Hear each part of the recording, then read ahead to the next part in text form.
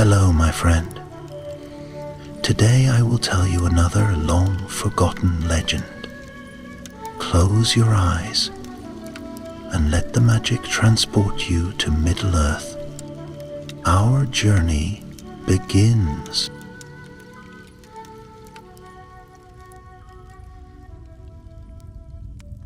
In the deep and dreaming dark of the misty mountains, where the roots of the world run wide and whisper ancient secrets to stone and silence, there lay a city not made by time, but carved from it.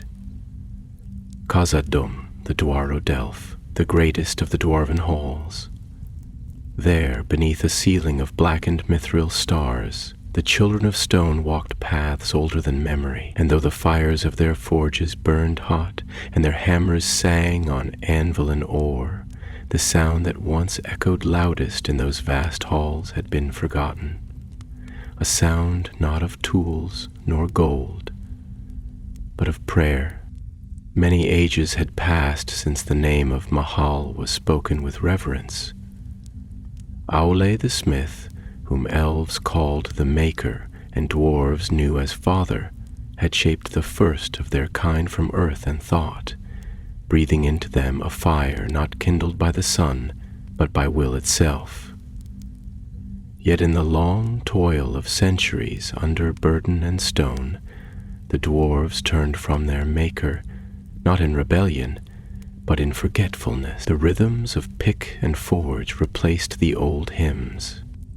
The sacred altars were buried beneath new vaults. What was divine became practical. What was holy became hidden. But stone remembers. And so, in a quiet corner of Khazad-dûm, far from the clangor of the great halls and the bright roar of the forges, a young dwarf named Balgrin dwelled among scrolls and silence. His beard was short, for he was young, and his fingers were ink-stained rather than calloused by hammers.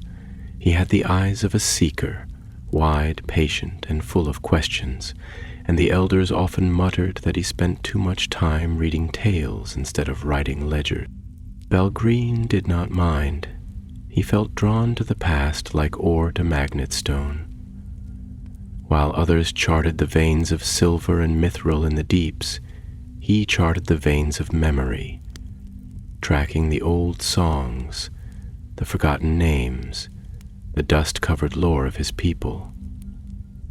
His favorite place was the Vault of the Quiet, a domed chamber in the oldest section of the library, where the stone floor was worn by the footsteps of dwarves long gone and the air was thick. It was on a still winter morning, though time in the deeps followed no sun, that Balgrin found it.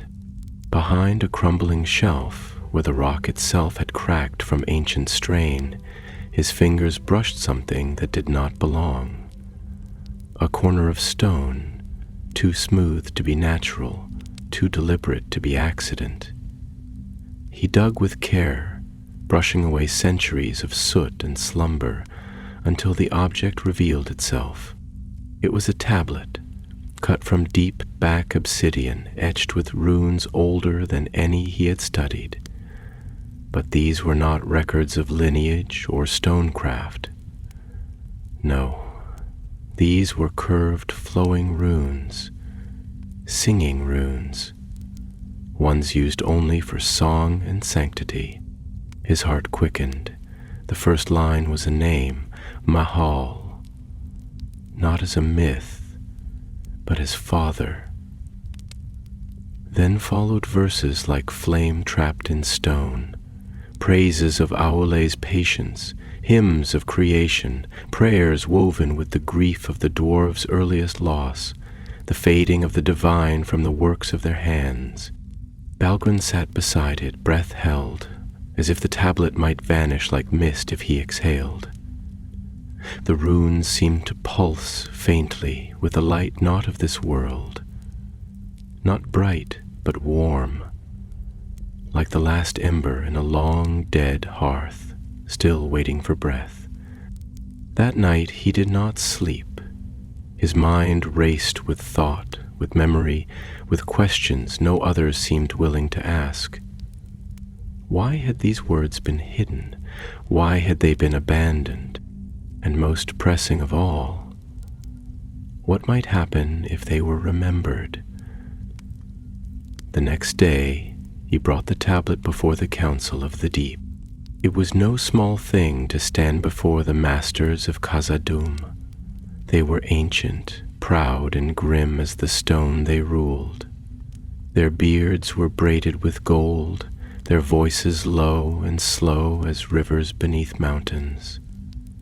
Valgren, with his soft voice and scroll-laden robes, seemed a child among mountains. He placed the tablet before them, his hands trembling not with fear but with reverence. "This," he said, "was found beneath the library vaults. It speaks of Mahal, of Aul, our Maker, of songs we once sang, of prayers we once gave. Why have we forgotten?" The eldest among the council, Tharn the Keeper, leaned forward. His eyes, clouded with age, narrowed. "We do not forget," he said. "We endure. We build. We remember by making." "But is that remembrance?" Balgruin asked, his voice rising, not in defiance, but in yearning. "Or is it survival?" A heavy silence followed. The council shifted, uncomfortable. One of the younger masters, Kargrim, snorted. "What do you want, boy? To turn forges into temples? Bring back the gods with chants and incense?" "I want," Balgruin said, "to remember who we were. Not just what we made, but why we made it." His words fell like quiet hammers in the hall, soft but sure. The council adjourned without comment, and Balgruin was left alone with the echo of his own courage. Yet word spread. In the taverns and workshops, in the mining tunnels and apprentices' halls, dwarves spoke of the lorekeeper who dared to speak of the Maker, not in jest, not in legend, but in longing. Some laughed, others frowned, a few listened. Among those few was a stone carver named Dervy, whose grandfather had once whispered prayers to the stone before carving, and a forge warden named Thala, who remembered a lullaby her mother sang, a song of Mahal's hands shaping the world like clay. They came to Balgruin not with belief, but with questions, and so a circle formed, not of priests, for there were none, but of seekers. Together they read the tablet, sang the old verses, and wondered aloud whether faith, like gold, might lie dormant until someone dared to dig for it. Yet not all were pleased. Beneath the stillness, opposition stirred like an old wound aching before a storm. For some remembered too well the days when devotion led to division and reverence to ruin. And so the first stone had been moved, and deep beneath the mountain something ancient began to stir. Not wrath, not fire, but memory. And memory, as Balgruin would come to learn, was a living thing. The silence of Khazad-dûm was not empty. It was layered, dense, shaped by time and toil like the strata of rock that bore its weight. It was a silence carved by generations of chisel and grief, by the wordless pact between stone and soul. The halls whispered not in voices, but in echoes. The creak of ancient beams, the rhythmic drip of distant water, the soft rumble of furnaces banked low for the night. And in that silence, Balgruin sat alone, the obsidian tablet before him like a buried heart unearthed, its runes faintly aglow in the amber light of his solitary lantern. Around him the chamber seemed to lean inward, walls weeping with condensation as though stone itself mourned something half-remembered. He had not returned to his quarters after the council. The walls there felt too tight, the air too still, the space too hollow to contain the weight of what now stirred within him. Instead, he remained in the old scriptorium, where centuries of dust softened the edges of every sound, and the carved faces of forgotten lore-keepers stared down from alcoves with expressions of mild surprise and endless waiting. There, beneath their blind gaze, Balgrin spoke. Not loudly, but with the steady resolve of a stream wearing away stone. "They do not understand," he said, his voice catching on the edge of a whisper. "They think this is a call to kneel, to bow before something greater, but it is not. It is a call to remember, to place our hands back upon the root of who we are. We build, yes, we mine, we forge, we tally and trade, but once we sang, not to be heard, but to be known." A flicker of movement stirred in the lantern's flame, casting the shadows of the runes across his face like a lattice of light and darkness. He traced them slowly with his fingers, not to read, but to listen. Outside the scriptorium, the corridors of Khazad-dûm stretched like veins, branching in every direction, some wide and polished from countless boots, others narrow and steep where only echoes dared tread. And down one such path footsteps approached, measured, deliberate, heavy with a thoughtfulness that came not from indecision, but from a desire to meet the moment with the weight it deserved. Dervi entered without knocking. She was old, though not ancient, and her hands bore the calluses of a life lived, shaping the stubborn truth of stone. Her hair, once black as coal, was streaked with threads of silver, like veins of mithril in granite. She stood in the doorway for a moment, saying nothing, her gaze falling upon the tablet with the reverence of one recognizing something sacred, though she would never call it so aloud. Balgrin did not rise to greet her. Instead, he gestured gently to the stone bench beside him. "The fire's still warm," he murmured. "It's been listening with me."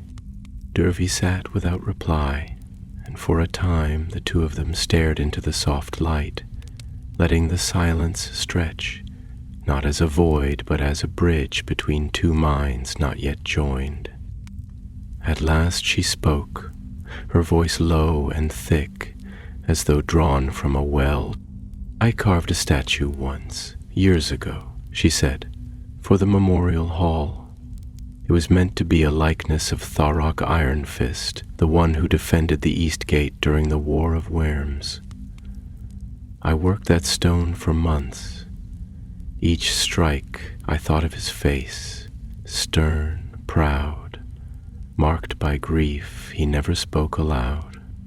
And when I finished, it didn't look like him, not exactly, but the stone felt like him. Do you understand?" She turned her eyes to Balgrin, sharp and searching. It felt like memory wrapped in silence, like something more than likeness. And I remember, before I laid down the chisel for the last time, I whispered to it, not words really, just a breath of grief, a breath of thanks, and the stone, I swear, it listened. Balgrin met her gaze, and in that instant something passed between them, not certainty, but recognition. "You heard it too," he said softly. "You felt what the elders call superstition, what they locked away in corners and let dust consume. But it was never dead. It was buried, like veins of mithril, dormant, not gone." Dervi leaned back, her arms folded across her chest, the lines in her face deepening like fissures in wintered stone. "I came because I heard your words after council," she said, Most laughed, some scoffed, but a few went quiet, the kind of quiet that comes before something breaks or something blooms. Balgrim nodded, his hands clasped tightly before him. "I do not want to lead," he said, the tremor in his voice not of fear but of conviction held under great weight. "I want to restore, not power, not law, but wonder, awe, the kind that makes a dwarf look at the mountains, not with conquest in his eyes, but with kinship in his heart." Dervy stared at him for a long while, her expression unreadable. Then, with a motion slow and deliberate, she reached into the folds of her tunic and drew forth a small stone, rough, uncut, yet flecked with glimmers of crystal. She placed it before the tablet, beside the glowing runes. "My father gave me this," she said. "He said it was from the oldest seam, a piece untouched since the first delving. He told me to keep it near when I carved, so the mountain would remember me." Balgrin reached out, fingers trembling, and touched the stone.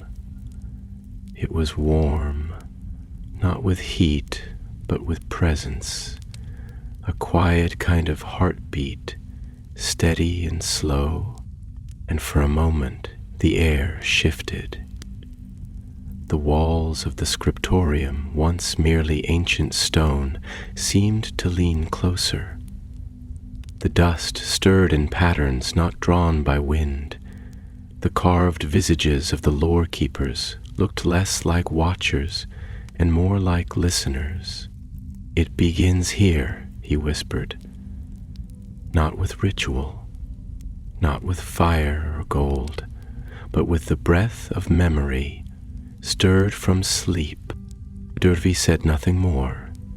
She rose, leaving the stone behind, and her footsteps echoed down the corridor like a song half remembered, waiting to be sung again. Balgrin sat alone once more, but he did not feel alone. The air had changed. The silence now hummed, faintly, like a drum beat beneath the skin of the world. Outside the scriptorium, in the unseen deeps, the mountain trembled. Not with violence, but with awakening. And in the farthest reaches of Khazad-dûm, in a sealed chamber long forgotten, a vein of crystal pulsed softly, in time with the breath of the one who made them. Mohal, the father, still listening. There is a peculiar stillness that dwells in the heart of ancient places, not born of mere silence, but of time itself, time that has settled like fine ash across every surface, like the dust of forgotten dreams layered so thickly upon the stone that even light enters cautiously, its golden fingers hesitant to disturb what lies beneath. In Khazad-dûm, that stillness was not simply the absence of movement or sound. It was the long exhalation of the mountain itself, the breath held between ages, between one memory and the next. And in that deep breath a change had begun. A tremor not of earth, but of spirit. Balgrin sat once more in the scriptorium, the obsidian tablet before him like a slumbering relic from a world where the soul of a people had not yet been bartered entirely for steel and trade. Around him the room seemed more alive than ever before, not in a way that eyes could easily perceive, but in the subtle shifts of temperature, the almost imperceptible hum in the stone beneath his feet, the way the carved runes on the walls caught the lantern light, as though they drank it with thirst.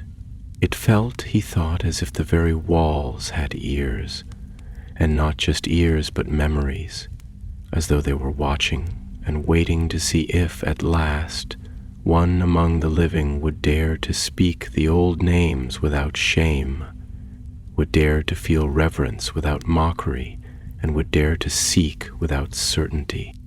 Durvi returned with 2 others, Thala, the forge warden, whose hands bore the dark gloss of iron fire, and Ogrin, a miner who walked as if each step were carved deliberately into the world beneath him. They did not speak at first. They merely entered, their boots echoing in solemn rhythm, and they stood near the fire as though seeking warmth not merely for their bodies, but for their minds, which had grown cold from long years of silence on matters too sacred to name. It was Thala who spoke first, her voice rough and lined with embers, the kind of voice shaped not by age alone, but by countless nights spent alone with flame. "My grandfather used to speak of Mahal," she said, not meeting Balgrunn's gaze, but staring instead into the heart of the fire, not often, and only when the forge was quiet, and the coals burned low, and the day's labor was behind us. He said that every spark in the forge was a breath of Aul, a whisper, from the time before the world was hardened with pride. He'd say, "Child, the fire does not serve you, it listens to you, and sometimes, if you speak to it with the right kind of silence, it answers." I laughed when I was young. I thought it was the ramblings of an old dwarf half dreaming of the past, but now she trailed off, her eyes reflecting the firelight like twin smoldering coals, and the silence that followed was not empty but filled with the weight of that unfinished sentence, with the echo of something not yet spoken aloud. Olgrim shifted, his broad shoulders hunched not with fear, but with the burden of knowing he was crossing a threshold that had stood unspoken in his heart for many years. "I used to sing when I mined," he said slowly, his voice deep and quiet, like the rumble of earth before a cave-in, not loud, not like the old marching songs, just a hum, low and steady, to keep rhythm with the pick. There's an echo, you know, down in the deeps when you find the right kind of stone. It hums back, not like a proper echo, not your own voice returned. No, it's different, older. Sometimes I'd feel it vibrate in my bones, like the rock itself was remembering a song it hadn't heard in a long time. I never told anyone, thought I was going mad. Balgreen looked up from the tablet then, his eyes full not just of light but of quiet, aching gratitude, the kind that comes when long-held doubts are shared and not scorned. "You weren't mad," he said, his voice barely above a breath, yet filled with a resonance that made even the dust in the room seem to still. "You were being answered. You were heard." Durvi placed her hands upon the stone bench, leaning forward with the deliberate weight of someone who had spent a lifetime shaping the world and now sought to shape something deeper within herself. "They'll say we're dreamers," she murmured, "that we're trying to bring back a fire that died long ago. That reverence is a weakness, and that the mountain answers only to strength, not to song. But I have seen too much carved into the bones of the earth to believe that stone remembers nothing. I have seen the way water carves canyons, not by might, but by persistence. And I say, let us persist." Outside, the mountain groaned, softly, distantly, like a sleeper turning beneath heavy blankets of earth and time. It was not an ominous sound, not the herald of collapse or danger, but the stirring of something ancient, something vast and long buried.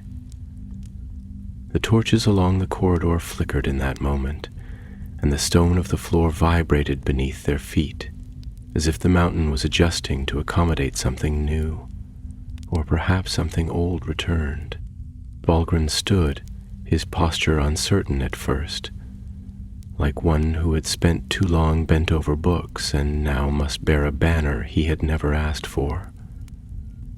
But as he spoke, his voice grew, not in volume but in depth, drawing up from a place within him that had never before been touched by words. "There is something in us," he said, "that reaches deeper than history, deeper than records or rites.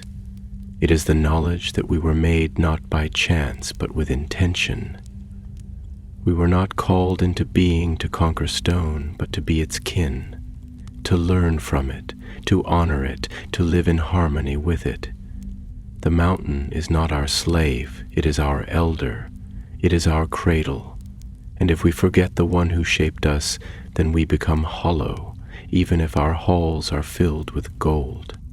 He stepped closer to the fire, letting its glow cast long shadows behind him.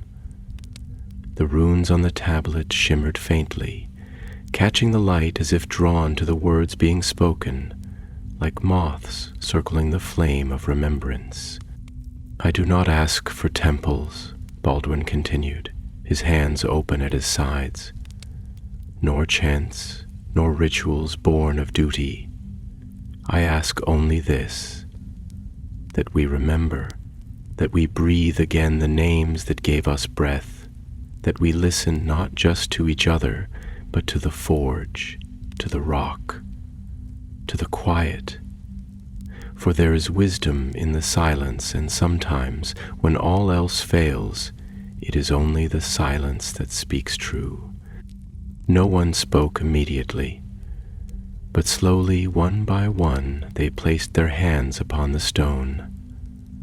Durvi first, then Thala, then Olgrin, and together they stood, not as followers, not as converts, but as kin reunited with something they had never truly lost, only misplaced.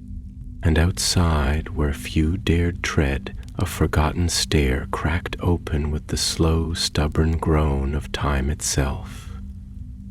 Dust spilled forth, and with it came a draught of air older than kings, colder than the deepest mine, and yet filled with the strange, subtle sweetness of beginnings.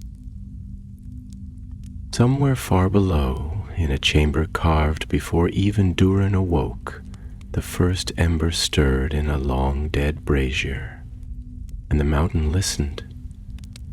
The mountain had always spoken, though not in words. Its language was one of rumble and silence, of echo and tremor, of lightless corridors stretching into ages untouched. To most who lived within Khazad-dûm, these sounds were background, noise, the breathing of a living stone so constant and familiar it no longer registered in the mind. But now, in the quiet hours when the forge fires dimmed and the last hammerfall ceased, the mountain's murmur seemed to shift, to deepen, as though it had heard a name it had long awaited, as though the stone itself was beginning to remember something holy that time had tried to smooth away. Balgruuf felt this change not in the ears, but in the marrow of his bones, as if each step he took now was being observed by something vast and unseen, not malevolent, not even sentient in the way flesh is, but present, ancient, and filled with a gravity that shaped not only tunnels but the soul of those who dared walk them with reverence. He wandered now not as a scholar but as one called, though the calling was without words, without promise, and yet all the more powerful for its silence. With every turn of the corridor, every torchlit alcove passed, every vaulted stone that had loomed above his childhood dreams now felt alive. Not as if awake, but as if waiting.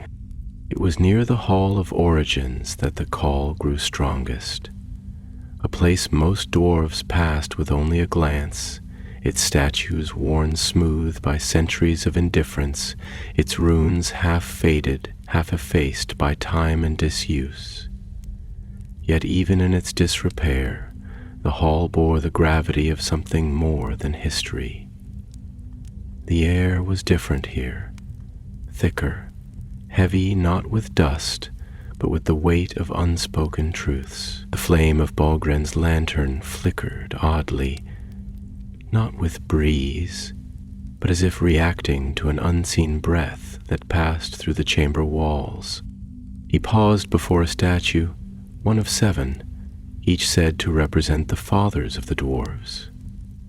Those first shaped by Mahal and hidden until the children of Iluvatar awoke.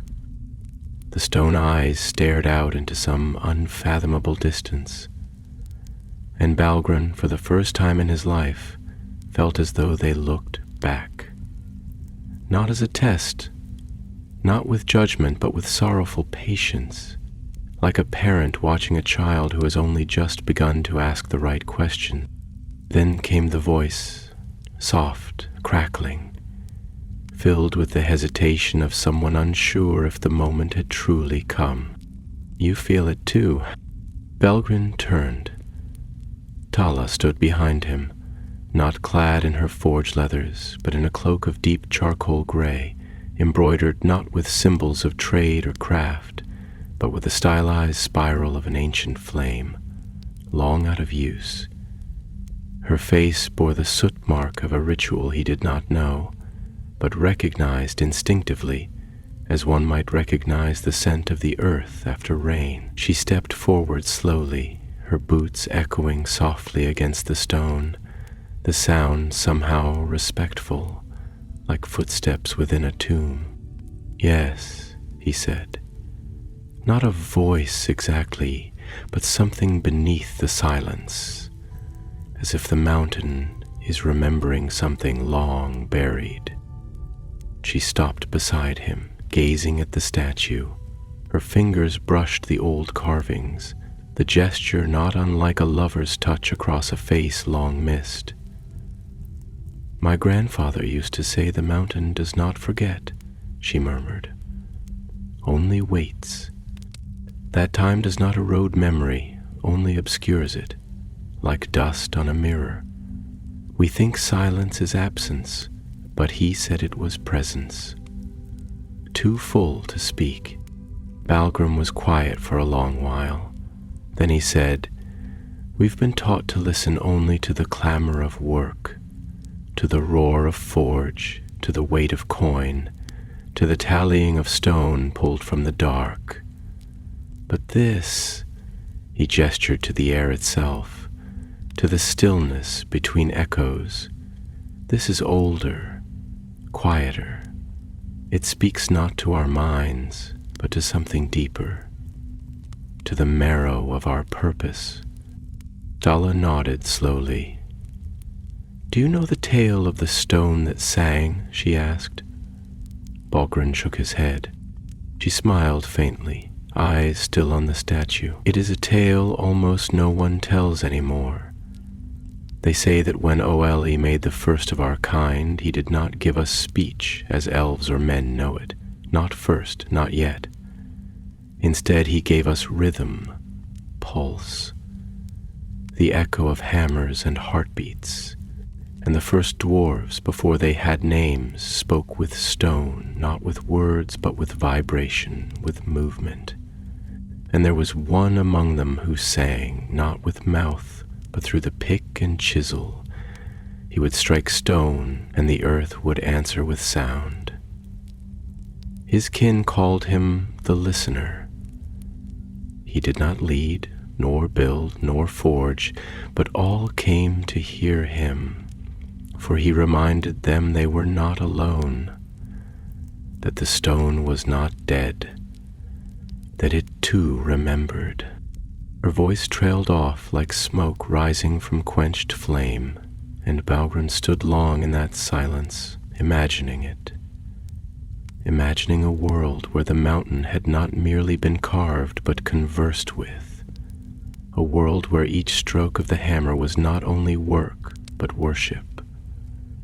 He thought of the forges now, how loud they were, how eager to drown out silence with noise, as if fearing what the quiet might reveal. "Do you think," he asked softly, "that the mountain still listens?" Thala turned to him, and for the first time her voice bore no certainty, only wonder. "I think," she said, "the question is whether we do." At that moment a tremor passed through the hall, not sharp, not violent, but unmistakable. The torches did not flicker as before, they pulsed as if breathing. The stone beneath their feet hummed, not loudly, but in a way that drew the breath from their chests and held it, as though the mountain itself had stirred from slumber just enough to murmur, "Yes." They did not run. They did not cry out. They stood as one stands beneath stars long lost to light, knowing that they witnessed not the extraordinary, but the return of something once believed, lost beyond recall. Balgrin placed his hand on the statue's base. The stone was warm. "Then we must find the place it waits," he whispered, his voice trembling not with fear, but with something near to reverence. "We must go where the silence is deepest." Tala looked to him, and her eyes held a quiet that no forge could melt. "I believe," she said, "there is an altar still buried, beneath the black veins, past the old shaft. It was spoken of in the earliest chronicles, before the days of Durin's line. A chamber carved not for kings nor councils, but for prayer." Balgrin's heart stirred, not with certainty, but with the deep, unshakable pull of purpose. "Then we go there," he said, "not with fanfare, not with pride, but with listening hearts."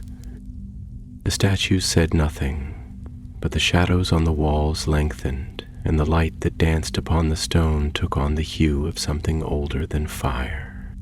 And somewhere deep beneath their feet, beyond the reach of tunnels mapped or forgotten, a single note sang faintly through the stone, a note so low and soft it could not be heard, only felt. The mountain was no longer merely watching. It was waiting.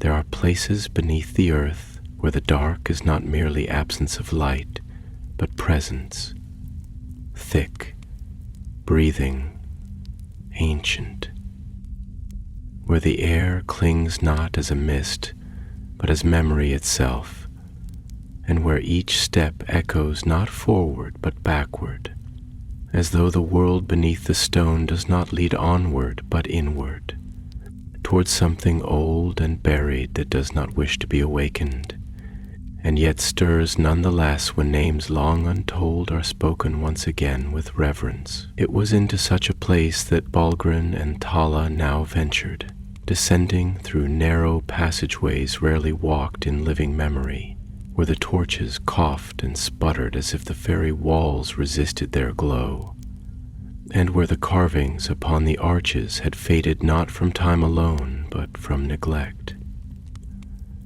The kind of fading that comes not when a story ends, but when it is deliberately sealed away.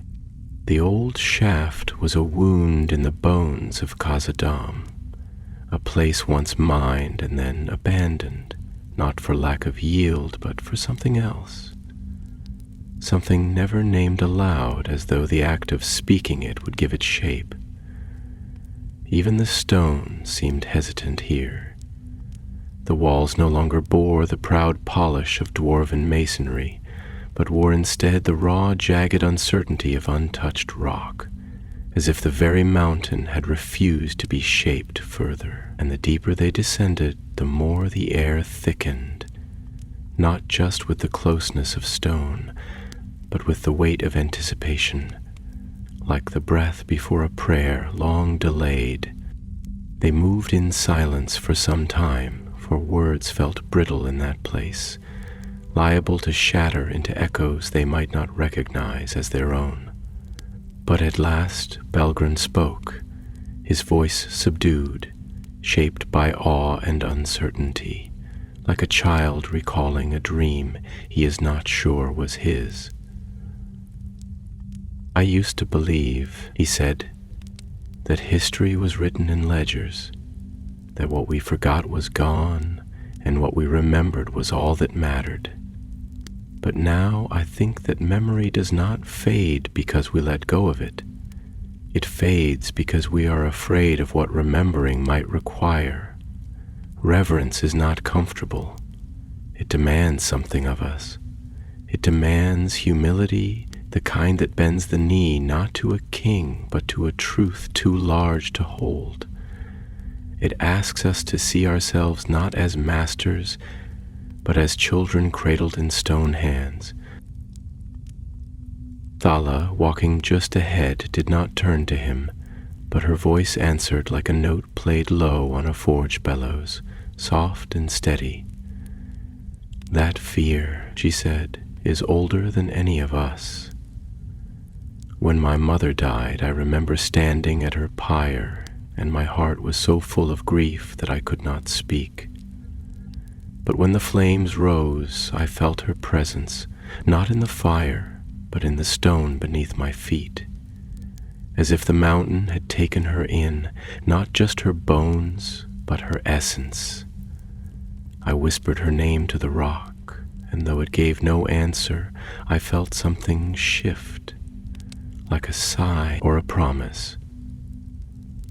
It was the first time I understood what it meant to believe in something you could not prove, but could not deny.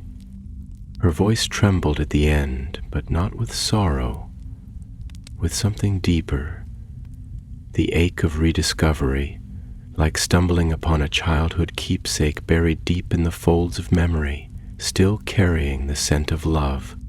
They paused at a place where the tunnel narrowed, where a stone door stood half sunken into the floor, as though the mountain itself had tried to swallow it back into forgetfulness. Upon it were runes unlike those etched in trade or craft.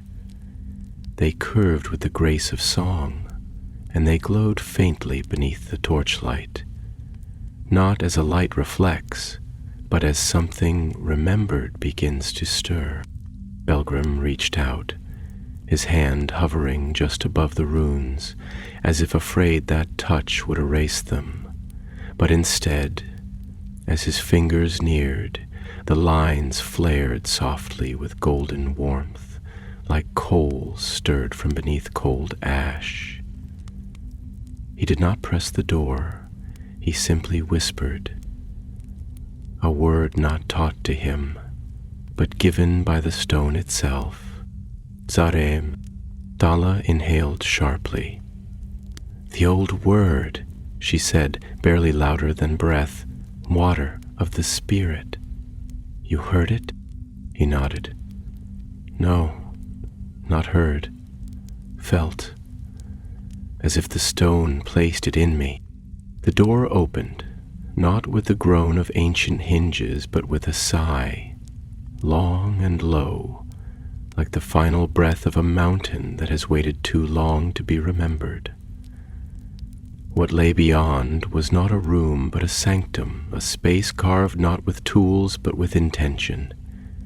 The chamber was circular, its walls lined with veins of polished obsidian shot through with veins of silver and gold, not placed but revealed, as though the mountain had yielded its finest to something it respected. In the center was a dais, not raised but sunken, shaped like a bowl, and within it a single brazier of blackened bronze, cold and lifeless. Yet the stillness there was not that of death. It was the hush of breath, held in anticipation. Dahlgren stepped inside, and the moment his foot crossed the threshold, he felt it. The pressure of presence, not hostile, but heavy, like the weight of a hand placed gently on his shoulder by someone who had been waiting a very long time. The silence here was not emptiness, but attention. Thala knelt at the edge of the dais, her head bowed, her voice low. This is the hollow of Mahal, she said. the place where the first fathers were named, not born, but named. For to name a thing is to call it into being. And this is where the soul of our people was once acknowledged. Valkyrie moved to the brazier and placed his hand upon it. It was cold, as expected. But beneath that cold was something else. A thrum, faint, like the heartbeat of stone. He withdrew the shard of the obsidian tablet he had carried, the one that had begun all of this, and laid it gently within the brazier. Nothing happened. And then everything did. The veins in the walls began to shimmer, not with firelight, but with a soft inner glow, like starlight filtered through the deep. The brazier pulsed once, and a single tongue of flame rose, not fierce, but unwavering, steady, as if it had never truly gone out, only waited for someone to bring it breath. Belgren dropped to his knees, his vision blurred, not from heat, but from tears that came not from sadness, but from recognition. This was not revelation. It was reunion. "I do not come as a priest," he whispered. "I do not come as prophet. I come as child, as stone returned to stone. Let us remember." And in the stone around them, in the veins and hollows of Khazad-dûm, in the paths forgotten and the echoes long stilled, a song began, not with words, but with vibration, with pulse, with rhythm. The mountain remembered. It is a strange thing, the way stone can feel alive, not in the crude sense of motion or will, but in the deeper, quieter way that trees are alive in winter, bare but breathing, silent yet sensing, holding within their seemingly inert form 1,000 memories of sunlight and wind and growth in that sacred hollow deep beneath the roots of the mountain, where flame burned not for warmth but for remembrance. The walls themselves seemed to exhale, as if they had been holding their breath for an age and now at last could sigh in relief.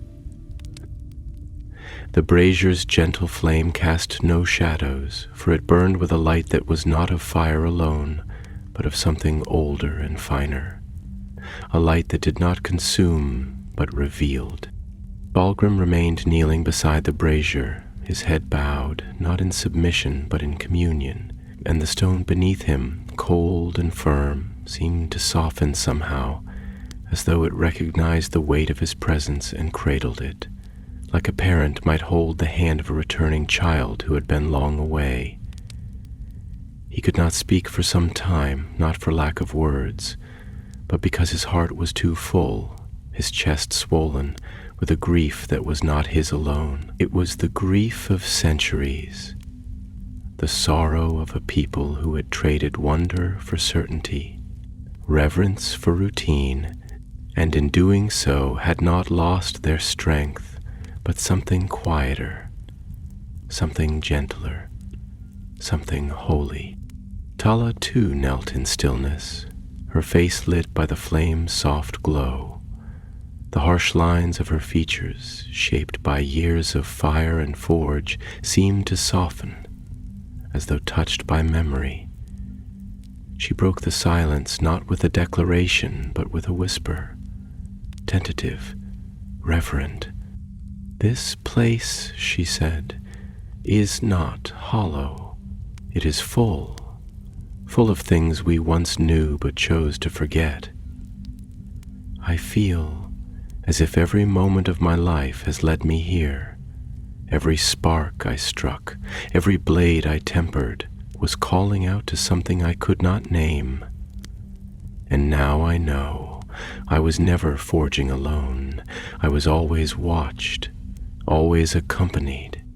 Belgren turned his gaze toward her, and his eyes, moist with the shimmer of awe, carried the depth of a well newly opened. "I used to think the gods were distant," he said softly, "or perhaps gone. I imagined Mahal as a smith who created and walked away, leaving us to our tools and our pride. But I was wrong. He is here, not as a presence to be obeyed, but as a memory we live within. He is the rhythm in the rock, the silence between hammer falls, the warmth in the forge that comes from more than fire." Tala nodded, but her face remained troubled, thoughtful, as though she were listening not only to Balgrin but to something deeper still, something the stone was murmuring directly into her bones. "Do you think," she asked slowly, "that it was us who turned away? Or did the world change so much that even Mahal had to fall silent? I think about that sometimes. I think about the way the wind no longer howls through the high chambers, the way the water no longer sings in the deep cisterns." Her words were not bitter, but heavy, like the weight of sorrow borne for so long it had become indistinguishable from the soul that carried it. Balgrin took a long breath, the kind of breath that draws not just air but understanding. "I think the divine does not vanish," he said. "It recedes, like the tide, not out of anger, but out of mercy. It waits, giving us space to choose, not to obey, but to return. Mahal is not a tyrant, he is a father. And what father forces love? No, he waits, not at the gates of fire and judgment, but in the hollow of memory, where we are most ourselves." At these words the flame flickered, not with wind, for no breeze stirred that chamber, but with something else, something unseen. It was as though the fire had listened, and in listening had agreed. The walls shimmered faintly, and the veins of silver that ran through the obsidian gleamed like riverways lit by starlight. Tala rose slowly, her movements deliberate, as though she feared to disturb the sanctity of that moment.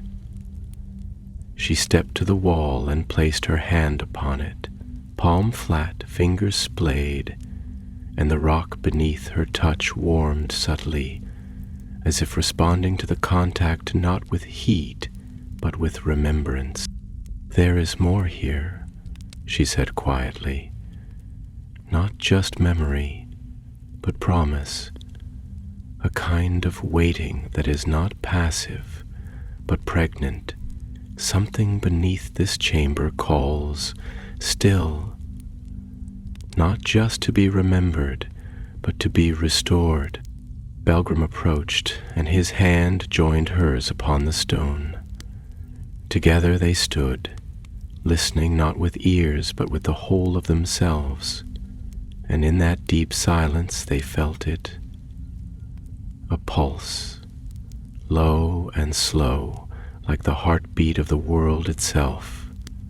Not metaphor, not poetry, but real, an echo that moved through their bones and whispered to their spirits. "We are not the first to stand here," Balgrin murmured, "and we will not be the last, but perhaps we are the first in many lifetimes to listen." The flame, now steady and sure, burned brighter, but not blindingly. It remained soft, gentle, like a lantern held by a kind hand in a long night.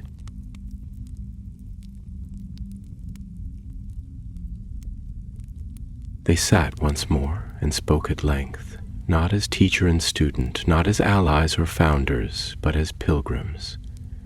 Two souls who had taken separate paths and found themselves together at the same door, not because they planned it, but because the mountain had called them both. They spoke of old songs that had no melodies anymore, of carved symbols buried beneath newer stone, of forgotten names etched into the foundations of cities now revered only for their walls and not their wombs. And as they spoke, the chamber responded, not with voice or gesture, but with presence. It was as if the mountain approved. "I wonder," Tala said after a long pause, "what others would feel if they stood here. If Dervi were here, or Olgrin, would they feel it too? Or is this something that only calls to those who already long for it?" Valgren considered this, his brow furrowed in the glow. "Perhaps it is not a question of who is called," he said, "but who is quiet enough to hear. We live in a world of noise, of coin and clamor and pride, but this is not the sound of conquest. It is the murmur of becoming." He stood then, and for the first time he felt not like a lone seeker, but like a vessel, empty of vanity yet full of meaning. The chamber, the stone, the fire, they were not artifacts. They were companions, teachers, witnesses, and they had waited long enough. "We must return," he said, "not to tell, but to invite, to bring others here, not to see, but to feel, to let them stand where we have stood and ask nothing of the mountain but remembrance." Tala nodded, her eyes glistening. "And if they refuse, if they laugh, then the stone will wait," he said, "as it always has." They left the chamber in silence, but as they crossed the threshold, the flame did not dim. It remained steady and quiet, a sentinel of memory and grace. And far above, in the high halls of Casa Dum, a song began to rise in the dreams of sleeping dwarves. Wordless, ancient, gentle, a song not sung in ages, a song of stone, of sorrow, and of home. The path back through the old tunnels was not the same as the descent had been. Though the stone walls bore the same cracks and carvings, though the torchlight flickered in familiar rhythms, and though their steps echoed in patterns they had already traced, the air felt different now, as if something unseen and immense had shifted beneath the surface of things. The silence no longer carried the stillness of waiting, but the stirrings of awakening, like the hush that settles over a vast forest just before the wind arrives, rustling the leaves into a chorus that has not sung in many seasons. The very rock seemed to breathe with them, each breath a reminder that they were not alone, that they were never alone, and that all this time the mountain had been watching, not with eyes, but with patience.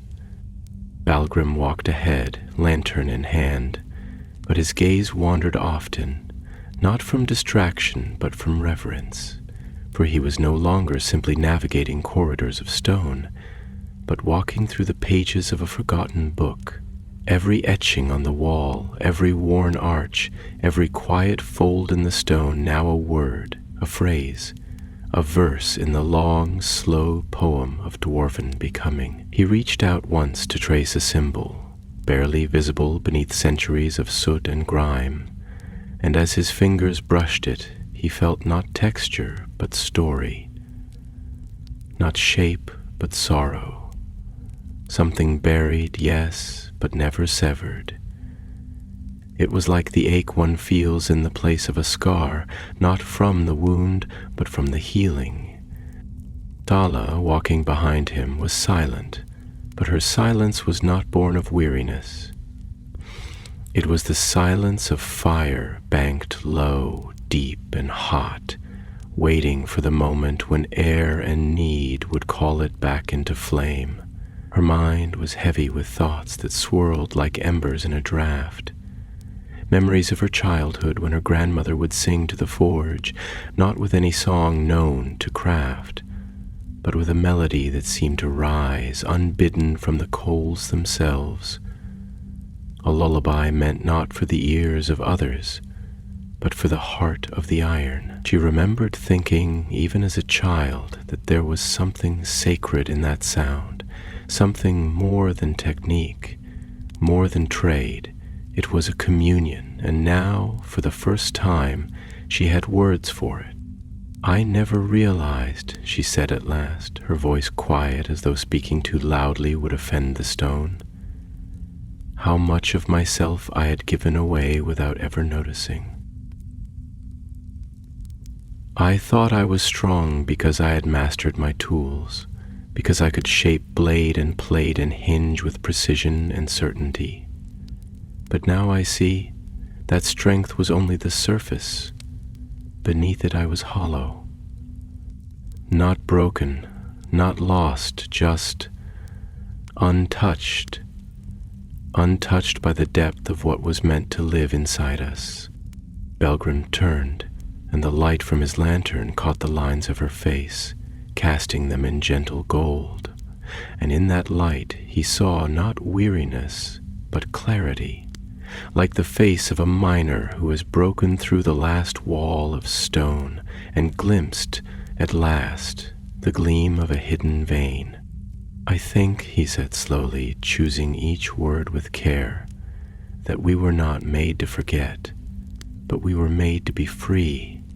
And sometimes freedom is misused, not with evil intent, but with distraction. We built so much, we traded so far, we tunneled so deep, that we ceased to ask why. The act of shaping became more important than what we shaped. And so the spirit of our craft, it faded not because we banished it, but because we stopped listening." He looked upward, where the ceiling arched into shadow, and he felt again the subtle hum in the walls, like a lullaby hummed by the world itself. "But the mountain remembers," he whispered. "It holds every word we once spoke in reverence, every song hummed in secret, every breath that trembled with awe. And now it waits, not for sermons, not for temples, but for return." When they emerged at last into the mid-halls, where the great pillars of Khazad-dûm rose like trunks of ancient trees into the vaulted dark, they did not speak, for the sight was different now, not changed, but revealed. The light of the forges cast long shadows that no longer seemed merely black shapes, but remnants of voices, lingering against the walls. The sound of pick and hammer echoed not as labor, but as heartbeat, steady, persistent, the pulse of a people remembering who they were. And as they stepped into that space, others turned to look, not many and not with wide eyes of wonder, but with the subtle, curious glances of those who have noticed something shift in the atmosphere, like the sudden scent of rain on dry stone. Dervy was among them, her sharp gaze narrowing as she watched the two return, and when she approached it was not with questions, but with a silence that begged for answers without demanding them. Belgren met her gaze, and for a moment they stood together, eyes locked, speaking nothing aloud. And then, with a voice low and thick with meaning, Dervy said, "Something's changed." Tala nodded, her voice roughened by ash and awe. "Not something, everything, and nothing at all. It's like finding an old carving beneath layers of dust and grime. You haven't made anything new. You've just remembered what was always there." Dervy tilted her head slightly, her expression unreadable. "And now?" Belgren answered her with the certainty not of one who knows the future, but of one who has accepted the past. "Now we listen, Now we gather, not with speeches or banners, but with open hearts. There is a place below, a chamber made not for kings, but for us, for all of us, and it waits to be filled not with ceremony, but with presence. Others had drawn closer now, their faces lined with questions, with hesitation, but also with a kind of silent hunger, the kind of yearning that one feels in the bones on a quiet night, when the stars seem to press close and the air itself seems to whisper, "You are not alone." Valgren looked at them not as a leader, but as a brother. He raised no voice, made no grand plea. He simply opened his arms and said, "Come, not to see, not to follow, but to remember." And one by one they came. Slowly, like water trickling into an old well, the dwarves of Khazad-dûm followed the quiet voices of two who had knelt in the dark and lit a flame, not with fire, but with remembrance. Down into the old ways they walked, not as workers, not as craftsmen, not even as pilgrims, but as children returning to a home whose door had never truly closed.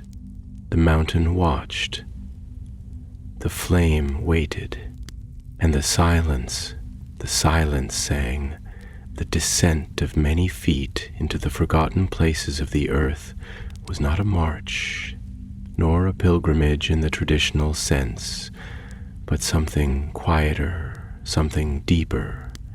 It was like the movement of roots growing downward through soil that has lain untouched for ages, seeking not light, but the memory of water. The corridors, once hollowed by purpose and now burdened by years of neglect, began to stir with the murmured sounds of dwarves not talking loudly, but whispering, as if in the presence of something sacred they could not yet name. The stone absorbed their steps like breath returning to lungs long collapsed, and the air, thick with dust and the faint tang of old metal, seemed to awaken, as if the very particles of ancient soot recognized the echoes of voices they had once known and rejoiced silently in their return.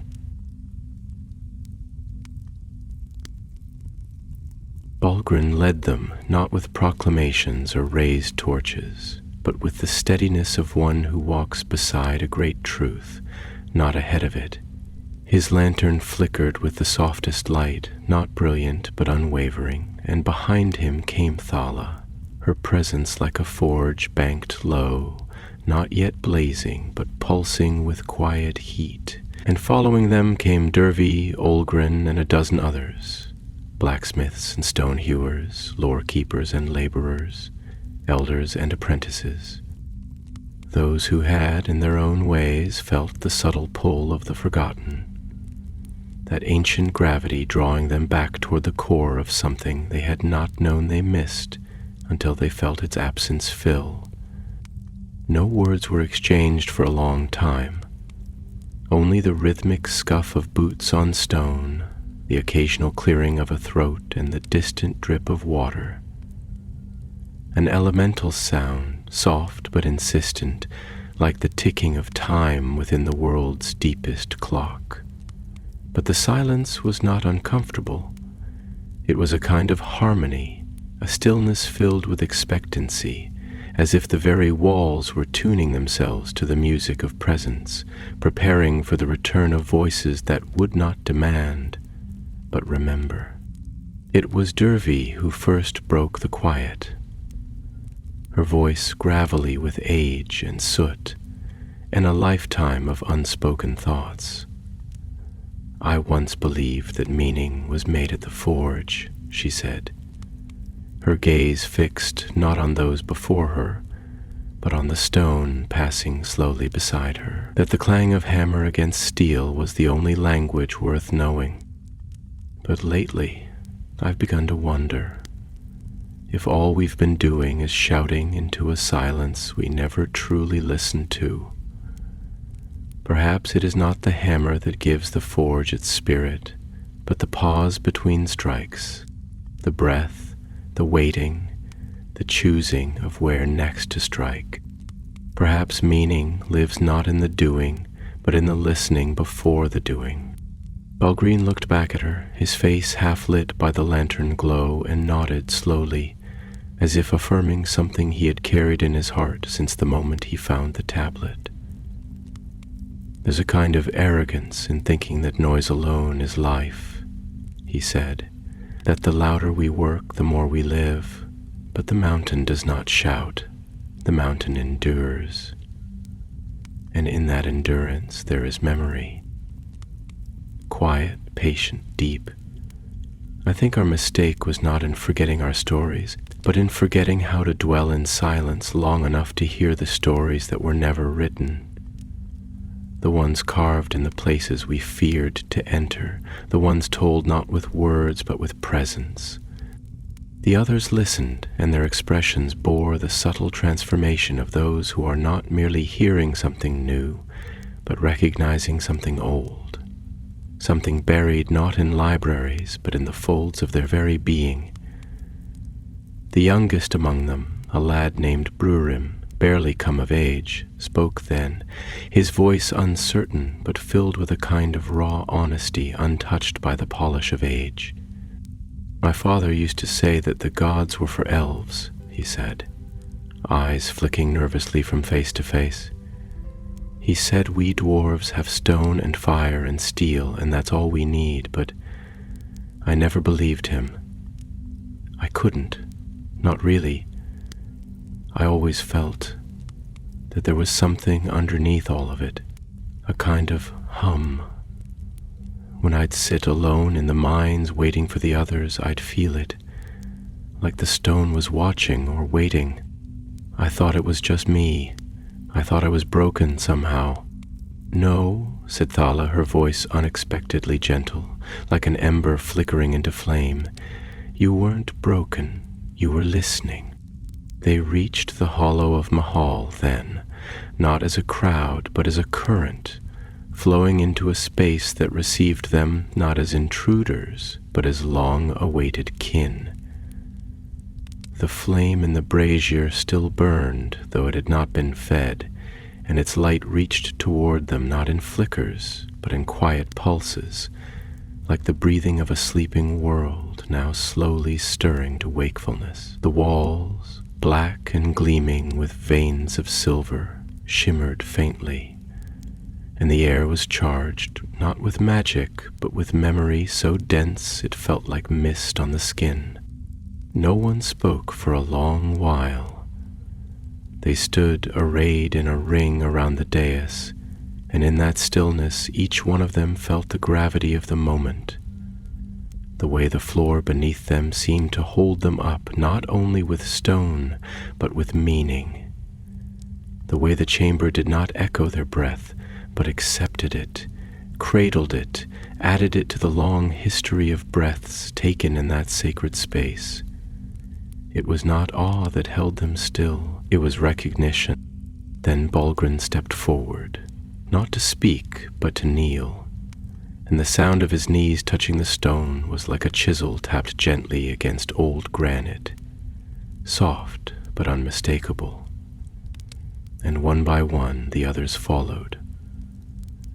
No ceremony had been planned, no rite had been rehearsed, yet they knelt as though they had always known they would, as though some part of their souls had waited generations for this act of return.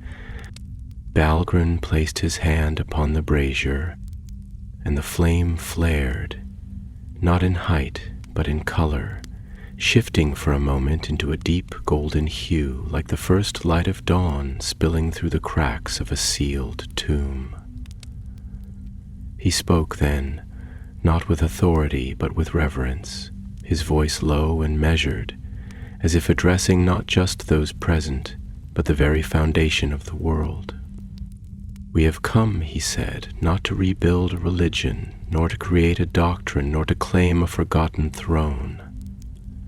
We have come to remember to kneel, not before a God of fire and wrath, but before the truth that we are not alone. We were shaped with hands of wisdom, and in our hearts there is still the echo of that first shaping.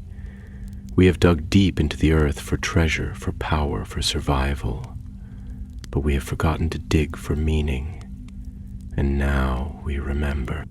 The flame answered, not with words, but with warmth that reached each of them, a warmth that did not burn but soothed, like the embrace of a long-lost parent whose arms were made not of flesh but of stone, silence and the music of patience.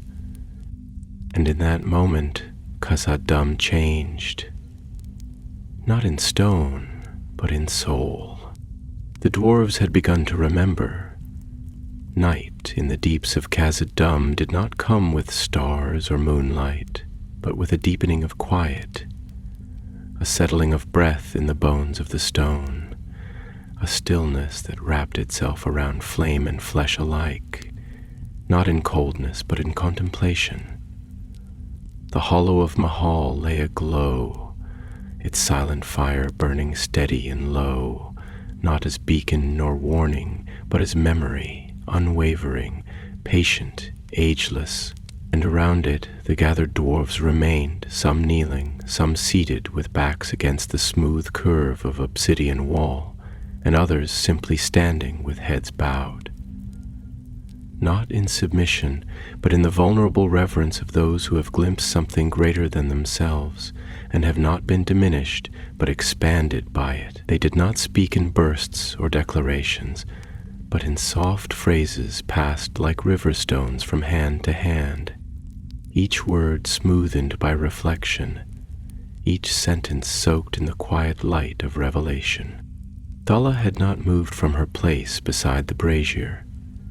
Her fingers, rough with the years of hammer and tong, lay gently across her knees, her eyes unfocused and soft, not blind, but turned inward, as if listening to some old song carried along the inner caverns of her soul. When she spoke, it was not to any one dwarf in particular, but to the air itself, or perhaps to the flame, or perhaps to that unseen thread that now wound itself among them all, like the roots of trees, rediscovering the shared soil of their origin. There is a kind of silence, she said, that speaks not of absence, but of fullness, like the silence of a forge just before the metal glows, or the hush between the falling of snow and its settling upon the earth. That is what I feel here. Not that we've found something new, but that we've finally stopped speaking long enough to hear something that's been waiting to be heard. And I wonder, how often in our lives do we mistake the absence of sound for emptiness, when it might just be the pause before truth arrives? Balgrin, seated a short distance away, nodded, his gaze fixed not upon her, but upon the flame, which danced now with a rhythm that seemed to echo the cadence of their thoughts. He spoke slowly, each word drawn not from intellect, but from the deep well of meaning that had formed inside him like a spring tapped by the chisel of revelation. I think we were made to remember, he said, not just in mind, but in being. Our bones, our hands, even our voices, they carry echoes of the first making, the shaping done not by accident, but by will, by desire. And in forgetting that, we did not become lesser, we became louder. We filled the quiet with noise because we feared what it might say if we left it unfilled. But here I feel as though silence is not something to be feared, but something to be entered, like a temple or a dream. And inside it I hear, welcome, not judgment, not demand, just welcome. There was a long pause after his words, not out of uncertainty, but out of need, to let the truth of them sink into the stone and return as echoes do, altered slightly by the walls of the world, but carrying the same heart. Dervy leaned forward, her elbows on her knees, her voice gruff as ever, but softened now with the lilt of awe. "I've carved stone my whole life," she said. "I've chipped and shaped and smoothed it until it took the form I wanted, but I never thought to ask what the stone wanted to be. I never listened to the resistance or the grain. I fought it, forced it, and maybe that's what we've done to ourselves too, carved a shape we thought was strength and never asked if it was truth." Olgren the miner nodded beside her, his voice like gravel shifting beneath a boot. "There's a tunnel I once dug," he said. "Far down where the roots of the mountain groan in their sleep, I remember how the walls there seemed to breathe, not with air but with pressure, with weight, with time itself. I was afraid of it then, thought it meant collapse or fault, but now I wonder. Maybe the mountain wasn't threatening, maybe it was speaking. Maybe we just never learned the language." The flame flickered, then, not brighter, not higher, but wider as though spreading its arms. Shadows danced along the curved walls, and for a moment those watching could swear they saw shapes within them, not faces, not forms, but movements, rhythms, as if the past itself stirred behind the veil of firelight, not demanding to be relived, but offering to be remembered. The chamber had become a mirror, not of appearances, but of essence, and into that light stepped Brurim, the young one. His eyes wide but steady, his voice thin but clear, like a rivulet carving its way through new stone.